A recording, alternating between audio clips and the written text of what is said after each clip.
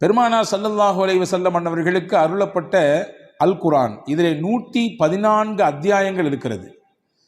6200 சொச்சம் வசனங்கள் இருக்கிறது. எல்லாமே அருள் பொருந்திய வசனங்கள் தான், அதிலே மாற்று கருத்து இல்லை.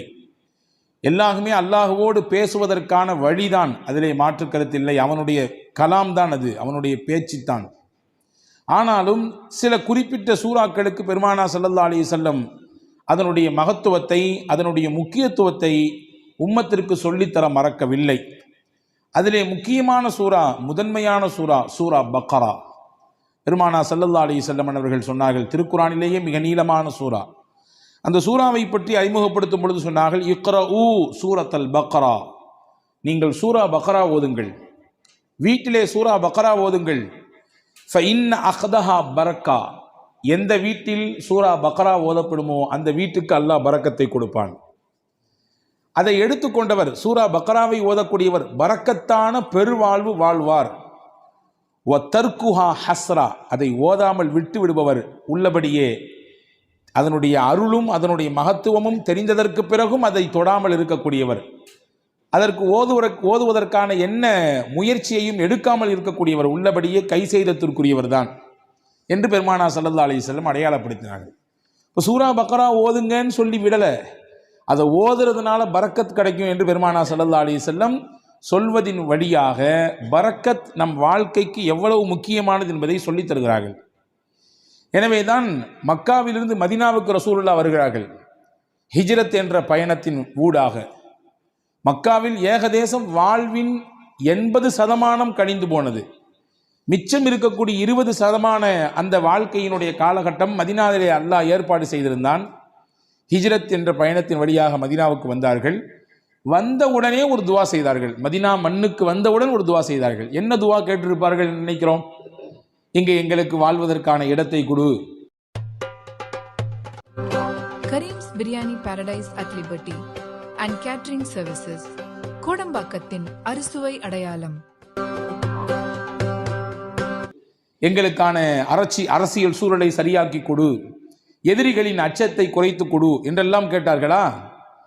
என்ன கேட்டார்கள்? ஹதீஸிலே வருகிறது, அல்லாஹும்ம ஜஅல் பில் மதீனத்தி லிஃபை மா ஜஅல்த பில் மக்கா மினல் பரக்கா. யா அல்லாஹ், உன்னுடைய ஆலயம் பைத்துல்லா இருக்கக்கூடிய மக்காவிற்கு எந்த பரக்கத்தை நீ கொடுத்திருக்கிறாயோ அதில் 2 பங்கை எனக்கு மதீனாவிலே கொடு என்று கேட்டார்கள்.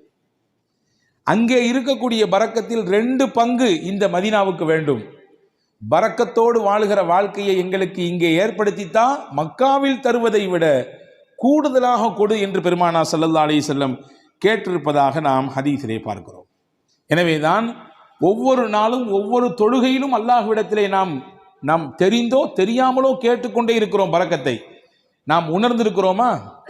அத்தஹியாத்தினுடைய இருப்பிலே நாம் கேட்கிறோம் பரக்கத்தை. அல்லாஹும்ம பாரிக் அலா முஹம்மத் வ அலா ஆலி முஹம்மத் கமா பாரக்த அலா இப்ராஹிம். இறைவா, முகமது நபியின் மீதும் அவர்களுடைய குடும்பத்தினர் மீதும் நீ பரக்கச் செய்வாயாக, இப்ராஹிம் நபிக்கும் அவருடைய குடும்பத்திற்கும் எப்படி பரக்கச் செய்யதாயோ அதே போன்று என்று அல்லாஹ்விடத்திலே நபிகளை முன்வைத்து நாம் கேட்கிறோம். அவர்களுக்கு செய் என்றால் அதன் வழியாக எங்களுக்கும் கொடு என்று அர்த்தம். இப்போ பரக்கத் என்பது வாழ்க்கையிலே தவிர்க்க முடியாத ஒன்று. பரக்கத்தான வாழ்க்கையை தான் நாம் எல்லோருமே ஆசைப்படுகிறோம்.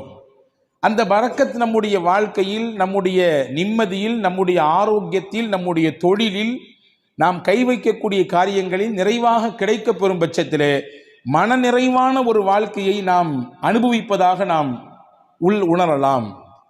அதை பெறுவதற்கான வழிகள் என்ன என்பதை குறித்துத்தான் நாம் இங்கே பார்க்க போகிறோம் இந்த ஜும்மாவினுடைய உரையின் ஊடாக. அனஸ் இப்னு மாலிக் ரலியல்லாஹு அன்ஹு சஹாபாக்கள் ரொம்ப முக்கியமான சஹாபி. நபிகள் ஸல்லல்லாஹு அலைஹி வஸல்லம் அவர்களோடு சிறு வயதிலேயே அந்த தொடர்பை ஏற்படுத்தி கொண்ட உன்னதமான தோழர்களிலே ஒருவர். ரசூல் ஸல்லல்லாஹு அலைஹி வஸல்லம் மதீனாவுக்குள்ளே வரும்பொழுது எல்லாரும் கிஃப்ட் கொடுத்தாங்க ரசூலுல்லாஹ்க்கு. இந்த அம்மா அனஸ் ரலியல்லாஹுடைய தாயார், அவங்க பேர் உம்மு சுலைம் ரலியல்லாஹு தஆலா அன்ஹா. அந்த அம்மாட ரசூலுல்லாஹ் கொடுக்கறதுக்குன்னு பெருசாக ஒன்றும் இல்லை. 10 வயசு ஃபுல்லாக அனஸ் தான் இருந்தாங்க. அனஸ் ரலியல்லாஹு கையை பிடிச்சி கடகடன்னு எடுத்து கூட்டு போய் பெருமானார் ஸல்லல்லாஹு அலைஹி வஸல்லம் கிட்ட ஒப்படைச்சிட்டு சொன்னாங்க, யா ரசூலுல்லாஹ் ஹாதிமுக அனஸ். எல்லாரும் கிஃப்ட் கொடுக்குறாங்க, என்கிட்ட கொடுக்கறதுக்கு இல்லை, என் புள்ள தான் இருக்காரு, இவரை கொடுத்துட்டேன் உங்களுக்கு. இவரை கொடுத்துட்டோம்னா என்ன பொருள்? இவர்தான் உங்களுக்கான ஊழியர், பணியாளர், நீங்கள் இடும் கட்டளையை செய்யக்கூடியவர். இவரை நீங்கள் வைத்து பயன்படுத்திக் கொள்ளுங்கள். உங்களுக்கு பல விதங்களிலே இவர் பயன்பாட்டை கொடுப்பார். உங்களுடைய காரியங்களிலே இவரை வைத்து நீங்கள் வேலை வாங்கி கொள்ளுங்கள் என்று சொல்லிட்டு சொன்னாங்க. என் பிள்ளைய கொடுத்துட்டு நான் உங்கள்ட்ட எதிர்பார்க்கிறது வேற ஒன்றும் இல்லை, அவருக்கு நீ துவா செய்யணும். நீங்க அவருக்காக வேண்டி துவா செய்ய வேண்டும். நான் கடந்த வார ஜும்மாவிலேயே சொன்னேன் இல்லையா, ஒருவர் துவா செய்யுங்கள் என்று சொல்லிவிட்டால் உடனடியாக நாம் என்ன செய்ய வேண்டும்? பாரக்கல்லா என்று துவா செய்து விட வேண்டும். பாரக்கல்லா என்று முதல் கட்டமாக துவா செய்து விட வேண்டும். அதற்கு பிறகு அவரை குறித்து ஞாபகம் வந்தால் அவர் எது குறித்து உண்டான துவாவை நம்மிடத்திலே முன்மொழிந்தார், எந்த சிக்கலுக்காக வேண்டி கேட்டிருக்காரு, எந்த பிரச்சனைக்காக வேண்டி கேட்டிருக்காரு என்று தனிப்பட்ட முறையில் நமக்கு நினைவு இருந்தால் அதை சொல்லி அல்லாஹ்விடத்தில் கேட்பது, இது மிக உயர்ந்த பண்புகளில் ஒன்று. அதனால் கிடைக்கக்கூடிய பலன் என்ன என்பதை கடந்த வார ஜும்மாவிலே நான் உங்களுக்கு ஞாபகப்படுத்தியிருக்கிறேன். இப்போ ஹஸரத் ரசூலுல்லாஹி ஸல்லல்லாஹு அலைஹி வஸல்லம் இடத்திலே உம்மு சுலைம் ரலியல்லாஹு தஆலா அன்ஹா தன்னுடைய பிள்ளையை ஒப்படைத்து விட்டு சொன்னார்கள், உதுஉ, இவருக்கு துவா செய்யுங்கள், அவ்வளவுதான். இவருக்கு நீங்கள் துவா செய்யுங்கள், அது மட்டும் போதும், வேற எதுவும் எனக்கு எதிர்பார்ப்பு இல்லை. உடனே ரசூலுல்லாஹ் துவா செஞ்சாங்க, அனஸ் ரலியல்லாஹு துவா செஞ்சாங்க. என்ன செஞ்சிருப்பாங்க? யா அல்லாஹ் நல்ல நீல ஆயிலை கொடு, அல்லது நிறைய இவருக்கு என்றெல்லாம் கேட்பதற்கு முன்னால் பெருமானார் செய்த துவா, அல்லாஹும்ம பாரிக் ஃபி உம்ரி, யா அல்லாஹ் இவர் ஆயிலே நீ பரக்கச் செய்வாயாக, நீண்ட ஆயிலை கொடுப்பாயாகன்னு கேட்கல, இவர் ஆயில்ல நீ பரக்கச் செய்வாயாக. அல்லாஹும்ம பாரிக் ஃபி அவுலாதி, இவருக்கு நீ கொடுக்கக்கூடிய குழந்தை செல்வங்களிலே பரக்கச் செய்வாயாக. அடுத்து சொன்னாங்க, அல்லாஹும்ம பாரிக் லஹு ஃபீமா அதைத லஹு, இவருக்கு நீ என்னெல்லாம் கொடுக்கணும்னு நினைச்சிருக்கியோ எல்லாத்தையும் பரக்கத் செஞ்சிரு. இவர் ஆயில்ல பரக்கத் செஞ்சிரு, இவருடைய குழந்தை குட்டிகளில் பரக்கத் செஞ்சிரு, நீ என்னெல்லாம் இவருக்கு கொடுக்கணும்னு நினைச்சிருக்கியோ எல்லாத்திலும் நீ பரக்கத் செய்துவிடு என்று பெருமானார் ஸல்லல்லாஹு அலைஹி வஸல்லம் அவர்கள் துஆ செய்ததாக நாம் ஹதீஸில் பார்க்குறோம். நிறைய கொடுன்னு கேட்கல, நீண்ட ஆயில நிறைய வயசு வாழணும் அப்படி கொடுன்னு ரசூலுல்லாஹ் கேட்கல, நீ கொடுப்பதில் நிறைந்த பரக்கத்தை கொடு என்று கேட்பதிலிருந்து நமக்கு புரிகிறது, வாழ்க்கையிலே நிறைய என்பதை விட பரக்கத்தான் முக்கியம். அதிகம் எண்ணிக்கை என்பதை விட குறைவாக இருந்தாலும் அதன் மூலம் கிடைக்கக்கூடிய பலன் பரக்கத்தாக இருக்க வேண்டும் என்பதுதான் முக்கியம் என்று நாம் இதிலிருந்து புரிந்து கொள்கிறோம். அந்த பரக்கத்தான வாழ்க்கையை பெறுவதற்கு ஒரு 8 அம்ச திட்டத்தை நான் இன்றைக்கு உங்களுக்கு நான் சொல்ல போகிறேன். 8 விதமான விஷயங்களை நாம் பின்பற்றுகிற பொழுது அல்லாஹுவின் பரக்கத்தை நம்மால் முழுமையாக அடைந்து கொள்ள முடியும். நம்பர் 1, முதலில் பரக்கத்தை பெறுவதற்கு நாம் என்ன முயற்சியை மேற்கொள்வது? 1, ரசூலுல்லாஹ் சொன்னாங்க, உங்களில் யார் வயசுல பெரியவங்களோ அவங்களில் நீங்க மரியாதை கொடுப்பதிலிருந்து உங்கள் காரியங்கள் அனைத்திலும் அவர்களை முன்னிலைப்படுத்துவதிலிருந்து அல்லாஹ் உங்களுக்கு பரக்கத்தை தருவான். வாப்பாக்கு வயசாயிடுச்சு, வீட்டில் மூத்தவங்க தான் இருந்தாலும் இந்த விஷயங்கள்லாம் அவங்களுக்கு அந்த அளவுக்கு பிடிபடாது, அதனால சொல்லிக்கலாம், எல்லாம் முடிஞ்சு கடைசியில சொல்லிக்கலாம் என்பதல்ல. ஒரு கட்டத்தில் அவரும் வாலிபம், குழந்தை பேரு, தொழில், வியாபாரம் என்று எல்லாவற்றையும் கடந்துதான் வந்திருக்கிறார். இப்பொழுது அவருக்கு வயதான நிலை, வயோதிகம், அதனாலே அவரை ஒதுக்கி வைக்குதல், தள்ளி வைக்குதல் என்பதெல்லாம் இல்லை. என்ன விஷயம் செய்தாலும் பெரியவர்களுக்கான முன்னுரிமையை, முன்னிலைப்படுத்துதலை, அவர்களுக்கான மரியாதையை நீங்கள் நிறைவாக செய்யுங்கள். இதன் ஊடாக அல்லாஹ் உங்களுக்கு பரக்கத்தை தருவான். எந்த வீட்டில் பெரியவர்களுக்கு மரியாதை இருக்கிறதோ அந்த வீட்டிலே பரக்கத் இருக்கிறது என்று பொருள். எந்த வீட்டில் பெரியவர்கள் உதாசீனம் செய்யப்படுகிறார்களோ, வயதிலே மூத்தவர்கள் வேண்டா வெறுப்பாலோ அவர்கள் பராமரிக்கப்படுகிறார்களோ, அவர்களின் பேச்சுக்கும் அவர்களுடைய ஆலோசனைக்கும் முன்னுரிமை கொடுக்கப்படாமல் தள்ளி வைக்கப்படுகிறார்களோ, புரிந்து கொள்ளுங்கள், அங்கே பரக்கத் எடுபடுகிறது என்று பொருள். பெருமானார் ஸல்லல்லாஹு அலைஹி வஸல்லம் அவர்களுக்கு ஒரு நாள் ஒரு அன்பளிப்பு வந்தது. ஒரு கிண்ணம் நிறைய பால். ரசூலுல்லாஹ் பொதுவாகவே தனக்கு கிஃப்ட் வந்துச்சுன்னா தான் பயன்படுத்துவாங்க. சில நேரங்களில் பக்கத்தில் இருக்கிறவங்களுக்கு கொடுத்து அதை பயன்படுத்த துவங்குவாங்க. அன்னைக்கு பால் வந்திருக்கு. தபரானி ஷரீஃபில் இந்த ஹதீஸ் வருகிறது. ரசூலுல்லாஹ் உட்கார்ந்துருக்காங்க. அந்த சைடில் பார்த்தீங்கன்னா சையதுனா அபூபக்கர் ரலியல்லாஹு அன்ஹு, சையதுனா உமர் ரலியல்லாஹு அன்ஹு, மூத்த சஹாபாக்கள், இஸ்லாத்தில் மிகப்பெரிய பங்களிப்பு ஆற்றியவர்கள், நபியோடு தங்கள் வாழ்க்கை முழுவதையும் அர்ப்பணித்த ஒரு உன்னதமான சஹாபாக்கள் 2 பேர் இருக்கிறாங்க. மதீனாவில் நடந்த நிகழ்ச்சி இது. இந்த பால் கிண்ணம் வந்த உடனே ஸல்லல்லாஹு அலைஹி வஸல்லம் இந்த பக்கத்தில் இருந்த சையதுனா அபூ உபைதா ரலியல்லாஹு அன்ஹு என்ற ஒரு சஹாபி அவங்க கையில் கொடுத்தாங்க. குடிங்க அபு உபைதான்னு சொன்னாங்க. அபு உபைதா ரலியல்லாஹு அன்ஹு கையில் பாலை வாங்கிட்டு ரசூலுல்லாஹையும் பார்க்குறாங்க, பக்கத்தில் இருக்கக்கூடிய அபூபக்கர் நாயகத்தையும் பார்க்குறாங்க, உமர் நாயகத்தையும் பார்க்குறாங்க. என்னடா இது, நபிக்கு ரொம்ப நெருக்கமானவங்க 2 பேரும் அங்கே இருக்க, நமக்கு ரசூலுல்லாஹ் கொடுக்குறாங்களே என்பதுதான் அவர்களின் பார்வையின் பொருள். பார்த்துட்டு ரசூலுல்லாஹ்ட்ட சொன்னாங்க, யா ரசூலல்லாஹ் அன்த அவுலா பிஹி மின்னி, இந்த பாலை முதலாக அருந்துவதற்கு என்னை விட நீங்கள் தான் தகுதியானவர்கள். ஏன்னா நான் சாதாரண அபு உபைதா, நீங்க அல்லாஹ்வின் ரசூல் நீங்கள். எனவே நீங்கள் தான் இதை துவங்கி வைக்க வேண்டும். ரசூலுல்லாஹ் சொன்னாங்க, ஹுத் யா அபா உபைதா, எடுங்கள், குடியுங்கள் அப்படின்னு சொன்னாங்க. இப்போ 2ஆம் கட்டமா அபூபக்கர் நாயகத்தை பார்க்குறாங்க, உமர் நாயகத்தை பார்க்குறாங்க. பார்வையின் அர்த்தம் என்ன? என்னை விட இஸ்லாமிய வருகையில் முதன்மையானவர்களாச்சே இவர்கள் எல்லாம், பங்களிப்பு செய்வதிலே முக்கியமானவர்களாச்சே இவர்கள் எல்லாம், அவங்க குடிச்சா நல்லா இருக்குமே என்ற பெருந்தன்மையான மனதோடு செய்தனா அபு உபைதா ரலியல்லாஹு பார்க்கும் பொழுது ரசூலுல்லாஹ் அப்பவும் சொன்னாங்க, அபு உபைதா நீங்க தான் குடிக்கணும், குடிங்கன்னாங்க. செய்தனா அபு உபைதா ரலியல்லாஹு அன்ஹு குடிக்க துவங்கும் நேரத்திலே கையில் பக்கத்தில், வாய்க்கு பக்கத்தில் பால் கிண்ணம் போய்விட்டது. ஆனாலும் அவர்கள் மனம் ஏதோ ஒரு விஷயத்திற்காக வேண்டி மறுக்கிறது. கீழே கொண்டு வந்து சொன்னாங்க, யா ரசூலுல்லாஹ் நீங்க குடிச்சிட்டு தந்தா நல்லா இருக்கும். 3வது தடவையாக பெருமானார் ஸல்லல்லாஹு அலைஹி வஸல்லம் அபு உபைதா ரலியல்லாஹு இடத்திலே சொன்னார்கள், இஷ்ரப், அபு உபைதா நீங்கள் குடியுங்கள். ஃபைன்னல் பரக்கத்த மஅ அகாபிரினா, பரக்கத் என்பது நம்மிலே யார் வயதிலே பெரியவர்களாக இருக்கிறார்களோ அவர்களிடத்திலிருந்து தான் துவங்குகிறது. இங்கே இருக்கும் நபர்களிலேயே வயதால் பெரியவர் நீங்கள். என்னை விட அபூபக்கர் ரலியல்லாஹு விட, உமர் ரலியல்லாஹு விட வயதால் மூத்தவர்கள் நீங்கள் குடிக்க வேண்டும். அங்கிருந்து பரக்கத் கிடைக்க வேண்டும். ஃபமல்லம் யர்ஹம் சகீரனா வலம் யுஜல்ல கபீரனா ஃபலைஸ மின்னா, நம்மிலே சிறியவர்கள் மீது இரக்கம் காட்டாதவர்கள், பெரியவர்களுக்கான மூத்தவர்களுக்கான கண்ணியத்தை தராதவர்கள் நம் வழியை சார்ந்தவர்கள் இல்லை என்று பெருமானார் ஸல்லல்லாஹு அலைஹி வஸல்லம் வார்த்தையோடு சொல்லி முடிக்காமல் அதை செயல்படுத்தியும் காண்பித்தார்கள். பரக்கத் எங்கிருந்து துவங்குகிறது? எந்த இடத்தில் மூத்தவர்களுக்கான மரியாதை இருக்குமோ, கண்ணியம் இருக்குமோ, அவர்களுடைய சொல்லுக்கான மிகச்சிறந்த அந்த புரிதலோடு அதை எதிர்கொள்ளக்கூடிய பக்குவம் இருக்குமோ, அங்கே பரக்கத்தும் இருக்கும்.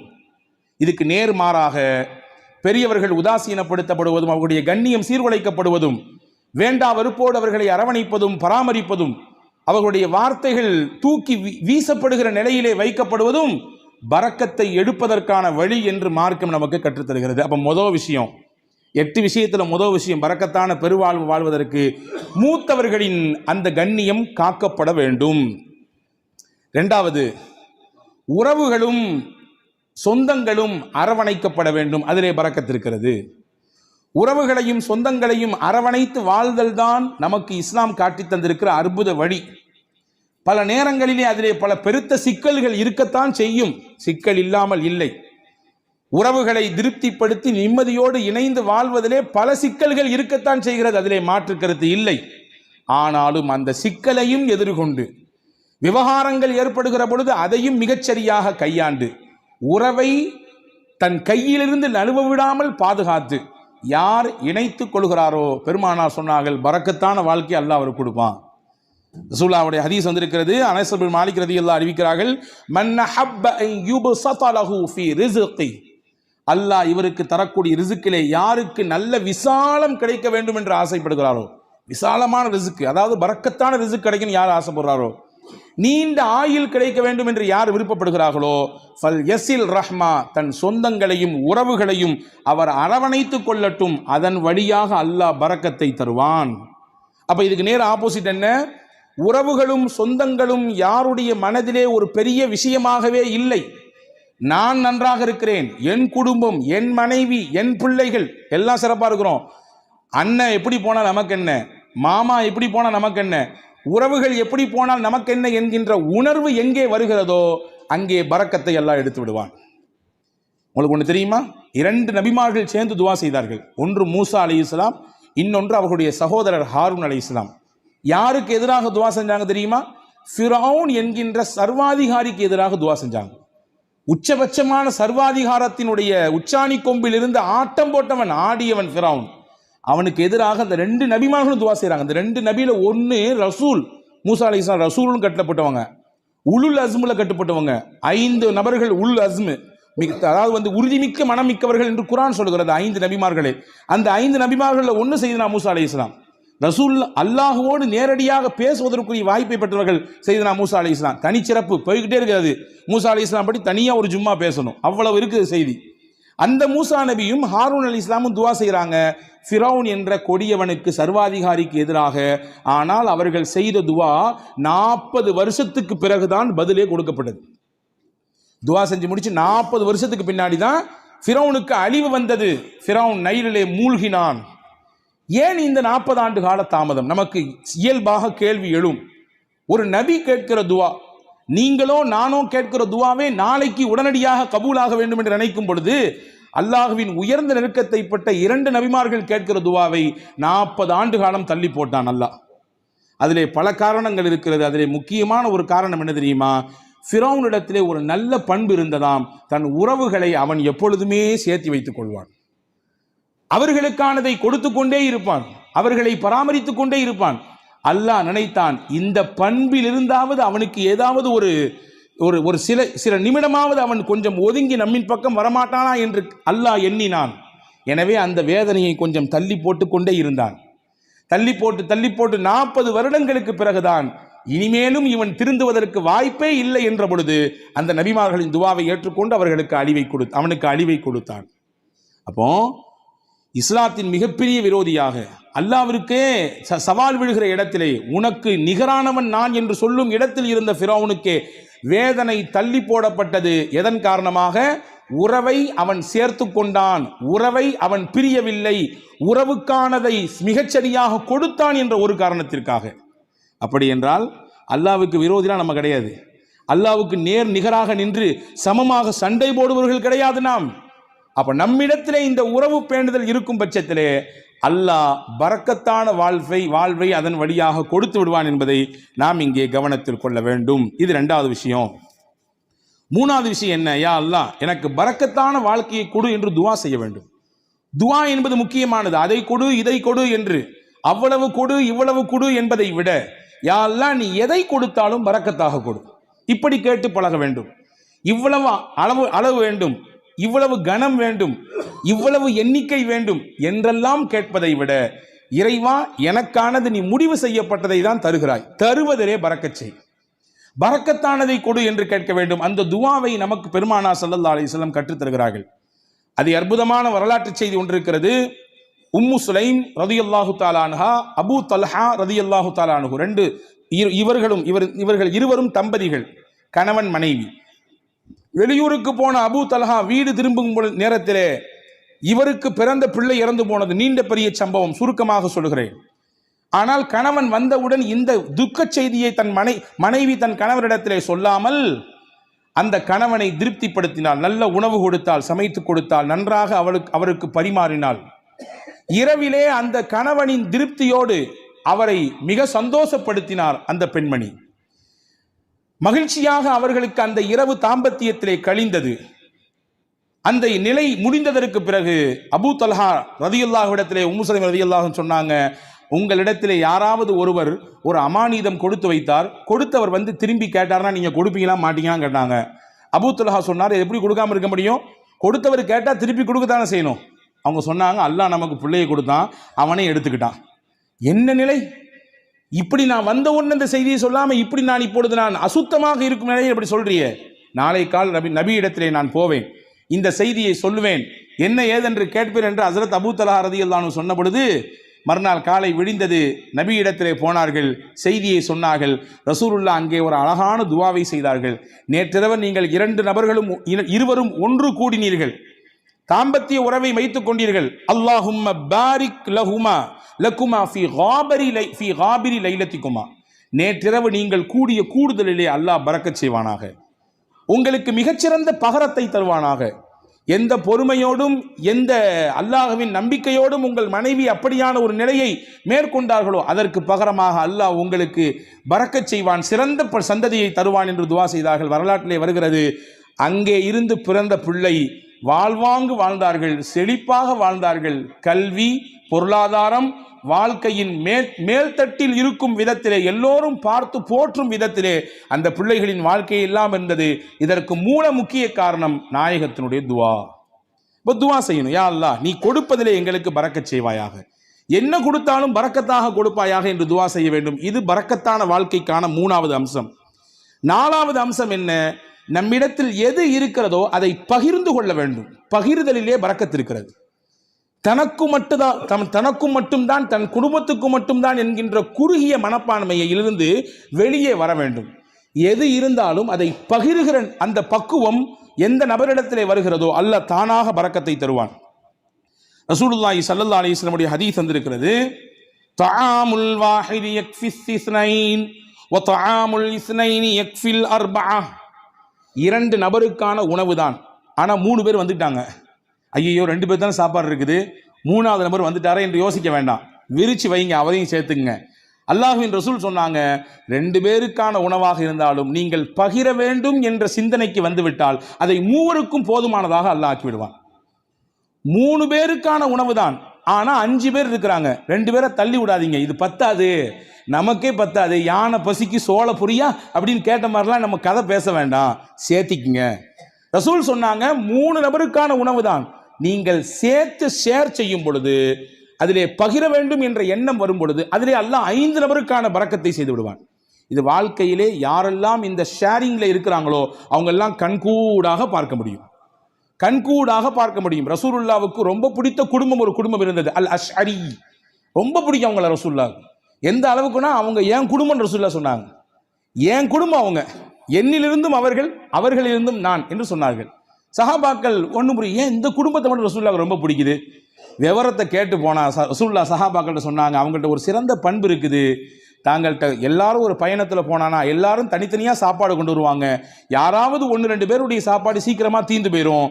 நீண்ட தூர பயணம் என்பதினாலே அவர்களை அப்படியே கழட்டி விட்டுற மாட்டாங்க. நீங்கள் கொண்டு வந்து காலியாக போச்சா, அப்படித்தான் போச்சு, இப்போ இன்னும் ரொம்ப தூரம் இருக்குது, இன்னும் 500 கிலோமீட்டர் போனோம், அப்படித்தான் என்று விட்டுவிட மாட்டார்கள். சாப்பாடு இல்லாதவர்களையும் சேர்த்து ஒரே இடத்தில் உட்கார வைத்து ஒரு பெரிய துணியை எடுத்து கொண்டு வந்த மொத்த சாப்பாடையும் அதிலே கொட்டி கலந்து இருப்பவர்களுக்கெல்லாம் பகிர்ந்து கொடுப்பார்கள். இந்த பகிர்தல் என் பண்பு, என்னுடைய குணம், அது அவங்கள்ட்ட இருக்கிறதுனால அவங்க எங்க குடும்பம் நாங்கள் ரசூல் ஸல்லல்லாஹு அலைஹி வஸல்லம். இப்போ பகிர்தல் இது பரக்கத்திற்கான பெரிய வழி. நம்மிலே எது இருக்கிறதோ அதை பகிர்ந்து கொள்வது. குடிப்பதற்கு இவ்வளவுதான் நீர், அதை பகிர்ந்து கொள்வது. உணவு இவ்வளவுதான் இந்த இடத்திற்கான விஷயம், பகிர்ந்து கொள்வது. எனக்கு மட்டும் வேணும், என் குடும்பத்துக்கு மட்டும் வேணும் என்று முன் தயாரிப்பு செய்து முன்னால் எடுத்து வைப்பதை விட இருப்பதை கொண்டு பகிர்வதனால் அல்லாஹ் பரக்கத்தை தருவான். இது 4வது வழி. 5வது பரக்கத்துக்கான முக்கியமான வழி, இன்னைக்கு நம்மள பல பேர் மறந்துவிட்ட விஷயம், சாப்பிடும் பொழுது எல்லாரும் சேர்ந்து உட்கார்ந்து சாப்பிடுங்க. நாங்கள் சொல்லலாம், எல்லாரும் சேர்ந்து உட்கார்ந்து சாப்பிடுங்க, தனித்தனியாக சாப்பிடாதீங்க. ஆனால் இன்னைக்கு காலப்போக்கில் வேக உலகத்தில் இருக்கிறோம் நாம், அதனாலே பல விஷயங்களை இழந்து விட்டோம். ஆனால் நம் முன்னோர்கள், நம்முடைய தாய் தகப்பன், நம் தாதி எல்லாம் நம்முடைய வீடுகளிலே சேர்ந்து தான் உட்கார்ந்து சாப்பிடுகிற வழக்கத்தை சொல்லி தந்திருக்கிறார்கள். இன்னைக்கு வரையே சில ஊர்களிலே கலன் சாப்பாடு என்று ஒன்று இருக்கிறது. ஒரே பிளேட்ல உட்கார்ந்து மொத்தமாக சாப்பிடுறது, ஒரே பிளேட்ல உட்கார்ந்து 4 பேர் 5 பேர், இதுவெல்லாம் நிகழ்ச்சிகளுக்கு என்பதை தாண்டி சாதாரணமாக இயல்பாக அன்றாட சாப்பாடு அப்படி சாப்பிடுகிற பழக்கம் இன்னைக்கும் சில ஊர்களிலே இருக்கிறது. ஆனால் கால ஓட்டத்தில் அதெல்லாம் நம்ம விட்டுட்டோம். ஒரே வீட்டில் இருக்கிறோம், 5 பேர் தான் இருக்கிறோம், 5 பேரும் 5 டயத்தில் சாப்பிட்றோம். சஹாபாக்கள் வந்து ரசூலுல்லாஹ்ட்ட ஒரு நாள் சொன்னாங்க, யா ரசூலல்லாஹ் இன்னா நாக்குலு வலா நஷ்பஉ, நிறைய சாப்பிட்றோம், வயிறே நிறைய மாட்டேங்குது, என்ன செய்யறதுன்னு கேட்டாங்க. சஹாபாக்கள் ரசூலுல்லாஹ் கேட்டாங்க, அன்தும் தாக்குலூன ததஃபர்ரகூன், எல்லாருமே தனித்தனியாக சாப்பிட்ற மாதிரி தெரியுது, ஆமாவான்னு கேட்டாங்க. எல்லாரும் வீட்டில் சேர்ந்து சாப்பிட்றீங்களா, தனித்தனியாக சாப்பிட்றீங்களா? இல்லை, தனித்தனியாக சாப்பிட்றோம். ரசூல் சொன்னாங்க, இஜ்மாஉ அலா துஆமிக்கும் வதுகுரு ஸ்மல்லாஹி அலைஹி யுபாரக லக்கும் ஃபீஹா. 2 விஷயத்தை செய்யுங்க சாப்பிடும் பொழுது, எல்லாரும் சேர்ந்து சாப்பிடுங்க, முடிந்த அளவுக்கு சேர்ந்து சாப்பிடுங்கள். சேர்ந்து சாப்பிடுவதற்கு ஒரு நாளில் ஒரு வக்து தான் முடியும், இந்த நேரத்தில் மட்டும்தான் எங்களால் சேர்ந்து சாப்பிட இயலும். காலை அல்லது இரவு அல்லது மதியம், அந்த ஒரு நேரத்தில் எல்லாரும் சேர்ந்து உட்காருங்கள். குடும்பத்தோடு சேர்ந்து உட்கார்ந்துட்டு சாப்பிட்றதுக்கு முன்னாடி பிஸ்மில்லா என்று சொல்லுங்கள். நீங்க கை தொட்டு கேளுங்க, நானும் என் நெஞ்சத்தில் கை தொட்டு கேட்கிறேன். அன்பர்களே, எத்தனை குடும்பத்திலே எல்லாரும் சேர்ந்து உட்கார்ந்து பிஸ்மில்லாஹிர் ரஹ்மானிர் ரஹீம் என்று சத்தம் போட்டு சொல்லி நாம் அந்த சாப்பாட்டிலே கையெடுத்து வைக்கிறோம். மலேசியா போன்ற பெருநகரங்களிலே அல்லாஹ் பரக்கத்தை கொட்டுகிறான், அது தனிப்பட்ட விஷயம். நான் அங்கே இருக்கக்கூடிய ஒரு சிறப்பு அம்சத்தை சொல்லுகிறேன். சாப்பிடும் பொழுது குடும்பத்தில் உட்கார்ந்து விட்டால் உடனடியாக யாரும் உணவிலே கை வைக்க மாட்டார்கள். எல்லாரும் உட்காரணும். உட்கார்ந்த உடனே அந்த வீட்டில் இருக்கக்கூடிய பெரியவர் சொல்லுவார், பிஸ்மில்லாஹிர் ரஹ்மானிர் ரஹீம் ஆரம்பிங்கம்பார். அதுக்கு பின்னால் தான் சாப்பிடவே துவங்குவார்கள். எனக்கு என்னவோ தெரியவில்லை, அந்த வார்த்தையை அவர்கள் முழுவதுமாக பின்பற்றுவதானோ என்னவோ அல்லாஹ் பரக்கத்தை கொட்டென்று கொட்டுகிறார், பல ரூம்களில் தர்றான். எனவே உணவின் சமயத்திலே நாம் சேர்ந்து சாப்பிடுவது பரக்கத்திற்கான முக்கியமான வழி. இது 5வது விஷயம். 6வது விஷயம் என்ன? ரசூலுல்லாஹ் சொன்னாங்க, உங்க வீட்டுக்குள்ள போகும்போது சலாம் சொல்லிட்டு போங்க, சலாம் சொல்லிட்டு வெளியே வாங்க. இது பரக்கத்தை உங்க வீட்டுக்கு தரும்னாங்க ரசூலுல்லாஹ். ஹஸரத் ரசூலுல்லாஹ் சொன்னாங்க, 3 விஷயம் அல்லாஹ்வுடைய பொறுப்பு, அல்லாஹ்வுடைய கண்ட்ரோல்ல வந்துடுது. அதிலே 1, மன் தஹல பைத்தஹு வஸல்லம ஃபஹுவ லாமினுன் அலல்லாஹ். யார் வீட்டுக்கு நுழையும் பொழுது சலாம் சொல்லிட்டு போறாரோ அவர் அல்லாஹ்வுடைய கஸ்டடியில் வந்துடுறாரு, அல்லாஹ்வுடைய நேரடி பார்வையில் வந்துடுறாரு. அவருக்கானதை அல்லாஹ் கொடுத்து விடுவான். ஹதீஸ்ல இப்படி ஒரு வார்த்தை வருது, இன் ஆஷ ருஸிக வ குஃபிய. அவர் வாழ்ந்தால் மனநிறைவான வாழ்க்கையை வாழ்வார். வ இன் மாத்த அதுஹலஹுல் ஜன்னா. இதை அப்படி கண்டினியூவா ஃபாலோ பண்ணாருன்னு சொன்னா 3 விஷயம் சொன்னாங்க. அந்த 3ல ஒன்று தான் நான் சொல்லியிருக்கேன். 2 தேவைப்படுறவங்க தனியாக வந்து கேளுங்க. அந்த 3ல் 3 விஷயத்தை யார் பின்பற்றுகிறாரோ வாழ்ந்தால் போதுமான வாழ்க்கையை அல்லாஹ் அவருக்கு தருவான். 2வது, அவர் மௌத்தாகி விட்டால் அல்லாஹ் நேரடியாக சொர்க்கத்தை கொடுப்பான். அதுல 1 தான் வீட்டுக்கு போகும்போது சலாம் சொல்லிட்டு போறது. உங்க வீட்டுக்கு அல்லாஹ் பரக்கத்தை தருவான், பரக்கத்தான வாழ்க்கையை உங்களால் வாழ முடியும் என்பதை ரசூலுல்லாஹ் சொன்னார்கள். இது 6வது விஷயம். 7வது விஷயம் என்ன? அல்லாஹ் எதை நமக்கு அளந்திருக்கிறானோ அல்ஹம்துலில்லாஹ். போதும் என்ற மனமே பொன் செய்யும் மருந்து நான் தமிழ்ல இல்லையா? இன்னைக்கு அதுதான் நம்மள்ட்ட இல்லை. இருக்கு, வேணும் வேணும் வேணும். எப்போ வரை வேணும்? மௌத்தை சந்திக்கிற வரையும், இஸ்ராயிலை பார்க்கிற வரையும் வேணும், அந்த நிமிஷம் வரையும் வேணும். அன்பர்களே, எது கிடைக்கிறதோ அது குறைவோ அதிகமோ அல்ஹம்துலில்லாஹ் என்று சொல்ல பழக வேண்டும். அப்படியான பழக்கம் இருக்கிறது. நீங்கள் சொல்லும் வார்த்தை அது அல்லாஹ்விற்கு பிடித்து போனால் அல்லாஹ் அதிலே பரக்கத் செய்து விடுவான். எப்படிங்க இருக்கிறீங்க? நீ யார்ட்டையா கேளுங்க, என்னத்தை போகுது, மூட்டி வலி, முதுகு வலி, அங்கிட்டு வலி, இங்கிட்டு வலி, மருத்துவ செலவு, அப்படி இப்படி ஒரு பெரிய லிஸ்ட். நல்லா இருக்கிறன்றதுக்கு நிறைய பாயிண்ட்ஸ் இருக்கும், அதை நம்மள பல பேர் சொல்றதே இல்லை. ஆனா அல்லாஹ்வின் ரசூல் சொன்னாங்க, உங்களுக்கு அல்லாஹ் என்ன கொடுத்திருக்கானோ அதுல எது நலவு இருக்கிறதோ அதை நீங்கள் சொல்லி பழகுங்கள், அல்ஹம்துலில்லாஹ் என்று சொல்லுங்கள், அல்லாஹ் பரக்கத்தை தருவான். அப்ப போதும் என்கின்ற மனம் இது பரக்கத்தை பெற்று தருவதற்கான 7வது வழி. 8வது முக்கியமான வழி, பயபக்தி மிக்க வாழ்க்கையை நாம் வாழ்வதற்கு பழகி கொள்ள வேண்டும். தக்வா மிக்க வாழ்க்கையை நம்முடைய தொழிலில், நாம் சந்திக்கும் நபர்களில், நாம் பேசும் பேச்சில், நாம் பார்க்கும் பார்வையில், நாம் நடக்கும் நடையில், உடையில், பாவனையில், அனைத்திலும் அல்லாஹ் ஒருத்தன் நம்மளை பார்த்துக்கிட்டு இருக்கான்னு சிந்தனையில் வாழணும். அந்த சிந்தனை நம்மள பல பேருக்கு பல சமயங்களில் போறதுனால தான் பாவத்தில் போய் விழுந்துடுறோம். ரசூல் சொன்னாங்க, யாருக்கு இந்த தக்வா மிக்க வாழ்க்கையை வாழ வேண்டும் என்ற பிரியம் வந்து விடுகிறதோ, பரக்காத்தின் மின சமாய் வல்லர், வான பூமியில் என்ன பரக்கத்து இருக்கோ எல்லாத்தையும் அல்லாஹ் கொண்டு வந்து கொட்டிடுவான்.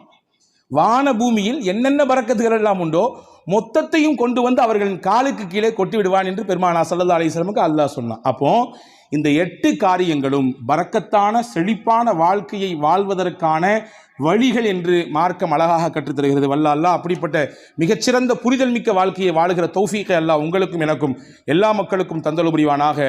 அல்லாஹ் எதை நமக்கு தருகிறானோ அதில் நிறைந்த பரக்கத்தையும் அருளையும் தருவானாக. என்னென்ன நெருக்கடிகள் எல்லாம் நம் வாழ்க்கையிலே நமக்கு உண்டோ அத்துணை நெருக்கடிகளையும் அல்லாஹ் நீக்கி தருவானாக. நம்முடைய வாழ்வை அல்லாஹ் வசந்தமாக ஆக்கி தருவானாக. இருக்கக்கூடிய கஷ்டங்களை எதிர்கொள்ளக்கூடிய ஆற்றலை தந்து அதை மிக சீக்கிரமாக நம்மிடத்திலிருந்து வெளியாக்குவானாக என்ற உயர்ந்த துஆவோடு விடைபெறுகிறேன். வாஹிர் தாவானா அல்ஹம்துலில்லாஹி ரப்பில் ஆலமீன். அஸ்ஸலாமு அலைக்கும் வரஹ்மத்துல்லாஹி.